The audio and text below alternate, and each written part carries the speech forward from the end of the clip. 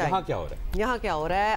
बाबर आजम का तो सारों को पता चल ही गया होगा, बिकॉज बाबर आजम ने खुद कल ट्वीट करके बता दिया कि आई एम लीविंग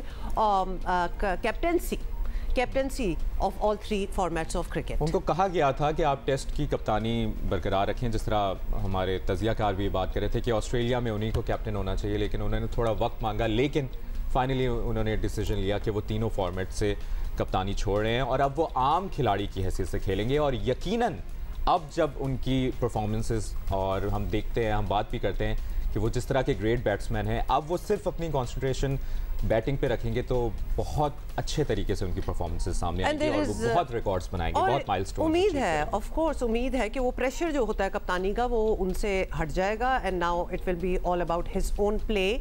और इसमें कोई शक नहीं है, there is no doubt that he is a world class player. दुनिया इस चीज़ को मानती है। सो अब वो सारी रिस्पॉन्सिबिलिटीज जब हट जाएंगी तो we are thinking he will be back in his form. Batting पे होगा तो यकीनन ये अच्छा, ये पहले भी होता है। 2019 में सरफराज अहमद की जगह इन्होंने ली थी, अब वो जगह ले रहे हैं शान मसूद टेस्ट कैप्टनसी में, और Shaheen Shah Afridi T20 world cup T20 के कप्तान होंगे। लेकिन मुझे एक बात मैं ये भी सोच रहा था कि शाहीन शाह अफरीदी की जो परफॉर्मेंस रही है बॉलिंग में, यानी आपने बाबर आजम को इस वजह से हटाया, तो एशिया कप और क्रिकेट वर्ल्ड कप में जो उनकी परफॉर्मेंस रही है, इतने उन्होंने रन्स दिए, इतनी मार खाई है, अच्छा पहले उसके बदले में उनको कप्तान बना दिया। पहले वाइट बॉल के लिए भी कैप्टनसी जो थी वो who was getting it announce की थी पीसीबी ने, उसके बाद फिर वो डिलीट कर दिया था। सो लिहाजा अभी सो फार सिर्फ T20 और टेस्ट के जो है वो कप्तान अभी टाइम है, 1 साल है, अभी वनडे कोई हमारा नहीं होगा। तो अजय इन्होंने ट्वीट डिलीट की थी, लेकिन यही ट्वीट थी और उसके बाद उन्होंने दोबारा यही बताया कि शान मसूद को टेस्ट में कप्तानी मिली है और शाहीन शाह अफरीदी को।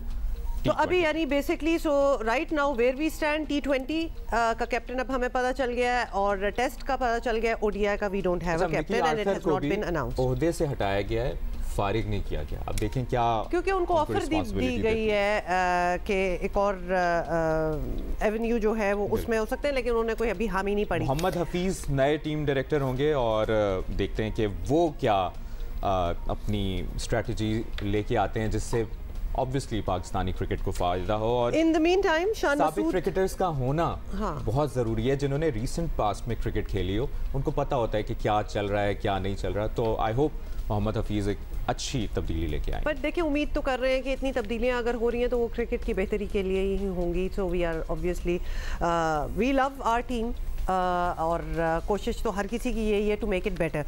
शान मसूद काफ़ी खुश नज़र आ रहे थे। अच्छा ये भी एक मोमेंट होता है कि पूरी कौम उदास है कि बाबर आजम, उनके लिए सैड है कि बाबर ने कप्तानी छोड़ दी, लेकिन एक बंदा है जो खुश है, वो है Shan. It's okay, you know you need some fresh perspective और Shan is actually good, so why not. मुझे तो बड़ी एक्सपेक्टेशंस हैं इनके साथ, बल्कि चलें पूछ लेते हैं। सिकंदर बख्त हमारे साथ हैं, याहिया हुसैनी हमारे साथ हैं। Sikandar, start with your thoughts about Shan Masood. Ji why not. अच्छा, एक जुमला जो अभी मुबश्शिर ने बोला है वो उस पर मैं इसलिए एग्री नहीं करता। उन्होंने कहा कि शाहीन की तो इतनी पिटाई हुई फिर भी उनको कप्तान बना दिया। ये कप्तानी जो है होती है ना, वो परफॉर्मेंस से काउंट नहीं करते। कप्तानी कप्तान होता है। हमारे यहाँ भी ये हुआ था कि जब बाबर सरफराज को हटाना था तो हमारे साबिक प्राइम मिनिस्टर ने फोन किया पीसीबी को कि आप जो है सरफराज को हटाएं और बाबर को लाएं, he is the best batsman in the world. Best batsman का मतलब ये नहीं होता कि आप ये देखें कि दुनिया के जितने कोचेस हैं कोई भी बेस्ट नहीं है। कोई ऐसा प्लेयर नाम बता दें दुनिया का कि वो ड्राविड बैठा हुआ है उधर इंडिया के पास, उनके यहाँ हमेशा बड़े प्लेयर रखते हैं। बाकी कोई ऑस्ट्रेलियन, न्यूजीलैंड, कहीं कोई बहुत बड़ा क्रिकेटर नहीं होता। इट्स ऑलवेज प्लेयर जो कोच जो कि मैनेजमेंट जानता हो और उसको कोचिंग आती हो। ये तो मेरा वो हो गया। शाहीन अफरीदी को बनाने का मकसद ये था कि वो 2 चैंपियनशिप जीत चुका था, उसके अलावा कोई चॉइस नहीं थी। रिजवान को आप इसलिए नहीं बना सकते कि उनका कॉन्फ्लिक्ट ऑफ इंटरेस्ट है, वो एक कंपनी के डायरेक्टर हैं, वो कंपनी जो है इन्वेस्टमेंट्स कराती है और उसमें उनका कॉन्फ्लिक्ट ऑफ इंटरेस्ट आ जाएगा। तो वो जब तक उस कंपनी से रिजाइन नहीं करते, जैसे कि उन्होंने शाकिब उल हसन को कहा था कि जो एक गैम्बलिंग कंपनी के डायरेक्टर हो गए थे, तो क्रिकेट बोर्ड ने बोला आपको इसमें से निकलना पड़ेगा, अदरवाइज आप नहीं हो सकते टीम में, तो वो वहां से हटे। तो इसी तरह रिजवान जब वो उस कंपनी से रिजाइन करेंगे तो फिर उनका चांस सिकंदर, इस पर मजीद भी हम बात करते हैं, क्योंकि याहिया हुसैनी ने कल ये खबर सबसे पहले ब्रेक की थी और दिन भर इसका तस्करा होता रहा। याहिया, एक तो आपने कहा था अगले 24 घंटे बहुत अहम होंगे, धमाकेदार खबरें आएंगी, और वो सब कुछ हुआ जो आपने बताया। याहिया, हमें याद है, ये परसों वाले शो पे आपने कहा था, और फिर वही हुआ जो आपने कहा था, एंड एवरीथिंग स्टार्टेड चेंजिंग। तो अभी और धमाकेदार खबरें आने की कोई आपके जराए बता रहे हैं, या बस यही सब कुछ था जो हुआ है कल सब? देखिए मुबश्शिर, बात दरअसल ये है कि पाकिस्तान क्रिकेट में ये पहली बार नहीं हुआ कि वर्ल्ड कप के बाद कप्तान तब्दील हो गया और पूरे बोर्ड के सेटअप में जो है वो एक हलचल आ गई है। मैं जो आपसे धमाकेदार तब्दीलियों के तनाजुर में गुफ्तगू कर रहा था, वो सब कुछ आपने देख लिया, और पाकिस्तान क्रिकेट एक नई सिमत की तरफ सफर कर रहा है। एक जो सबसे इम्पोर्टेंट चीज है वो इस सारे मामले में वो ये है कि पहले ये होता था कि इंज़मामुल हक चीफ सेलेक्टर बन गए, वो गए, तो हारून रशीद चीफ सेलेक्टर बन गए, तौसीफ अहमद जो है वो आ गए। अब ये जो 90s के क्रिकेटर्स हैं उनकी जगह जो है वो नई जो आपकी लॉट है, जिसको आप कह सकते हैं कि जी मॉडर्न डे क्रिकेट जो खेले हुए हैं, अब वो आए हैं। सोहेल तनवीर इससे पहले कभी पाकिस्तान क्रिकेट बोर्ड के सेटअप में नहीं आए थे। वहाब रियाज जो कि निगरां वजीर खेल हैं, उन्होंने निगरां वजीर खेल के ओहदे से अब मुस्ताफी होने का फैसला किया है। वो पहली बार किसी ऐसे सेटअप में आ रहे हैं जहां वो डिसीजन मेकर होंगे। मोहम्मद हफीज बहुत ज्यादा वोकल है, पाकिस्तान क्रिकेट के हवाले से बहुत ज्यादा वो गुफ्तगू करते रहे हैं, मॉडर्न डे क्रिकेट के हवाले से उनकी अपनी एक राय है। और ये वो मोहम्मद हफीज हैं जिन्होंने 2014 में नजम अजीज सिटी के दौर में उस वक्त टीम के हारने पर मुस्ताफी होने का ऐलान किया था, जब पाकिस्तान वर्ल्ड T20 के सेमीफाइनल में बांग्लादेश में नहीं पहुंचा था, और उन्होंने कहा कि मैं इस नाकामी को कबूल करता हूं और मैं जा रहा हूं। तो ये जो पाकिस्तान क्रिकेट बोर्ड में लोग आए हैं, कल मैं शाहजेब खानजादा के शो में भी यही बात कर रहा था कि हमारे जो फॉर्मर क्रिकेटर्स हैं उनको क्रिकेट बोर्ड जॉब देता है, क्रिकेट बोर्ड को ये नहीं पता होता कि इनसे काम क्या लेना है, और क्रिकेटर्स को ये नहीं पता होता कि उन्होंने करना क्या है। लेकिन ये जो सारे क्रिकेटर्स इस वक्त क्रिकेट बोर्ड का पार्ट बने हैं, इनके करोड़ों रुपए के मुआहदे हैं, जिनको ये छोड़कर जो है वो पाकिस्तान क्रिकेट बोर्ड की नौकरी के ऊपर आ रहे हैं। तो एक बात तो आप ये कह सकते हैं कि मौजूदा क्रिकेट टीम के साथ भी इनके कनेक्शन है, और ये नाइंसाफी की बात करते रहे हैं, ये पाकिस्तान क्रिकेट में जो है वो बैलेंस की बात करते रहे हैं। तो अब ये ड्राइविंग सीट पर आए हैं, काम करने के लिए आए हैं। जहां तक आप बात कर रहे हैं कि मुस्तकबिल में भी ऐसे ही फैसले होंगे, देखिए एक स्टेप तो आपने देख लिया कि जो तब्दीलियों के हवाले से आया है। और यूनुस खान के बारे में भी बता दें याहिया, उनको भी कोई ओहदा मिल रहा है, क्योंकि मुलाकात तो उनकी भी हुई थी। देखिए यूनुस खान के हवाले से अभी कुछ कहना कबल वक्त होगा, क्योंकि वो बड़े खिलाड़ी हैं, उसूलों पर कॉम्प्रोमाइज नहीं करते, और उनका काम करने का एक बड़ा डिफरेंट तरीका है। वो ये कहते हैं कि आप मेरे साथ पहले ये तय कर लें कि मैंने क्या करना है, और आप ये बता दें कि आप किन किन चीजों में इंटरफेयर करेंगे। तो वो चलते हैं कॉपी के ऊपर, वो चलते हैं उसूलों के ऊपर। तो अभी क्रिकेट बोर्ड की उनके साथ बातचीत चल रही है, और उनके लिए भी बोर्ड ने जो है वो रोल सेट किया हुआ है, और यूनुस खान अगर मान जाते हैं तो वेल एंड गुड, अदरवाइज अभी मामला। हाँ, लेकिन वो अब हम जरा बात करना चाहते हैं अब कंसिस्टेंसी की, बिकॉज ये म्यूजिकल चेयर्स और पीपल कमिंग एंड गोइंग ये काफी अरसे से चल रहा है। कभी नजम सेठी, कभी ज़का अशरफ, फिर नजम सेठी, फिर ज़का अशरफ। अब वो एक्सटेंशन पे हैं। ज़का अशरफ को देखा जाए तो बीच में वो एक्सटेंशन पे हैं। फरवरी में हमारे यहाँ इलेक्शंस हो रहे हैं, and we know how that influences PCB decisions and PCB management, कौन कप्तान रहेगा कौन नहीं, बहुत सी चीजें इसमें हो जाती हैं। सिकंदर, तो कंसिस्टेंसी तो फिर ना रही ना, क्योंकि अगले 2-3 महीने में क्या होने वाला है हमें फिर भी पता है कि कुछ भी हो सकता है।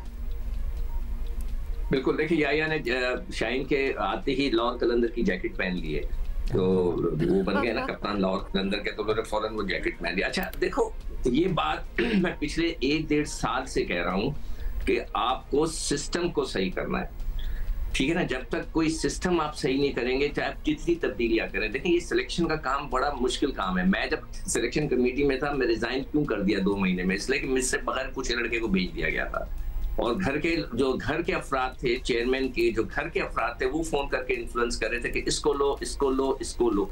तो ये बहुत मुश्किल काम होता है सिलेक्शन कमेटी का, इट्स अ थैंकलेस जॉब। तो मैं कोई 1.5 साल से जो बात कर रहा हूँ वो सिस्टम को तब्दील करने की बात कर रहा हूँ कि हम ऐसा स्ट्रॉन्ग सिस्टम लेकर आए कि जिससे फिर ये हमें जो गलतियां खत्म नहीं होंगी, कभी भी खत्म नहीं होंगी, ये चीजें चलती रहेंगी मगर थोड़ी सी छोटी हो जाएंगी, श्रिंक हो जाएंगी, थोड़ा सा मतलब है कि उसमें मतलब है कि जो इतनी बड़ी बड़ी गलतियां हम लड़के करते हैं वो जो हमारा लड़के बन नहीं पाते वो शायद बेहतर हो जाए। मैं यहाँ पर जोर दूंगा कि जो भी सिलेक्टर बने वो जरूर हर टीम में एक अंडर 19 के बच्चे को रखे।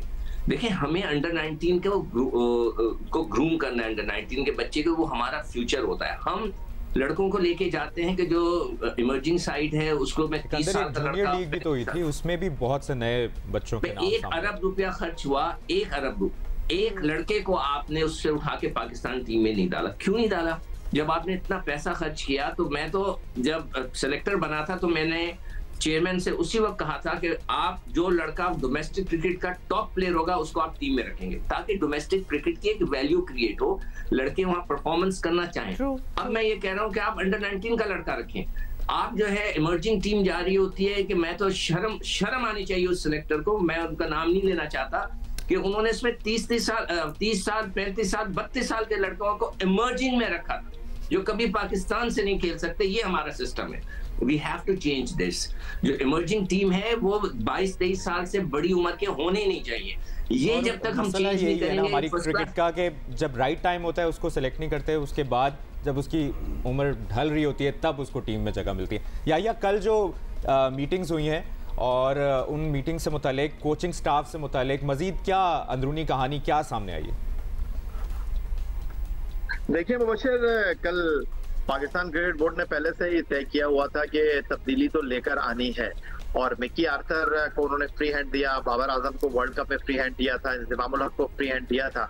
और अब जब बात हो रही है, आप थोड़ी देर पहले हुमा बात कर रही थी कंसिस्टेंसी की, लॉन्ग टर्म प्लानिंग के हवाले से, देखिए क्रिकेट बोर्ड की सतह पर तो ये सारी चीजें चलती रहेंगी। क्रिकेट बोर्ड में कौन आ रहा है कौन नहीं आ रहा, क्योंकि आपको पता है कि हुकूमत वक्त ये फैसला करती है कि किसको मसनद के ऊपर बैठना है, किसने मसनद के ऊपर नहीं बैठना। लेकिन which in itself, sorry let me point out here, which in itself is the root cause of the problem also। क्योंकि ये जब हुकूमतें आके without their own experience of cricket और द क्रिकेटिंग वर्ल्ड खुद आके पिक एंड चूज कर रही होती हैं तो वहां से ही प्रॉब्लम स्टार्ट हो जाती है। जी कैरी ऑन। देखिए हुमा, बात दरअसल ये है कि आप एक तनाजुर में तो बात ठीक कर रही हैं, लेकिन दूसरी तरफ मसला यह है कि ये सब कॉन्टिनेंट में इसी तरह चलेगा। आपको पड़ोसी मुल्क भारत को देख लेना चाहिए, यहाँ पर बड़ी जमहूरियत की बात होती है, जहाँ पर जय शाह इस वक्त इंटरनेशनल क्रिकेट काउंसिल भी रन कर रहे हैं, भारतीय क्रिकेट बोर्ड को भी चला रहे हैं। आपकी टॉप स्टोरी आज ये थी कि जी पिच को टेम्पर कर दिया गया। कैसे पिच को टेम्पर कर दिया गया? विराट कोहली ने सेंचुरी की, उसके अलावा जो है वो न्यूजीलैंड की तरफ से डैरिल मिचेल ने 100 किए, एक ऐसी पिच जिसके ऊपर 724 रन बने, वो कैसे टेम्पर हो गई? आप अगर एक नई पिच के ऊपर मैच करा देते जिस पर एक टीम जो है वो 150 रन पर आउट हो जाती है, दूसरी टीम जो है वो 151 कर लेती, तो क्या ये सेमीफाइनल का मजा होता? दोनों टीमों की इल्जाम है जी। नहीं, डेली मेल का ये इल्जाम जरूर है, लेकिन आप मुझे एविडेंस तो बताइए ना। डेली मेल का जो सवाल है, इंटरनेशनल क्रिकेट काउंसिल ने खुलासा कर दिया कि भाई जो होम बोर्ड है वो, लेकिन वही बात जे शॉ हो, बीसीसीआई हो, वो तमाम जो लोग हैं उनका टारगेट एक ही है कि क्रिकेट को ऊपर लेके जाना है। अच्छा, सिकंदर स्टे विद अस।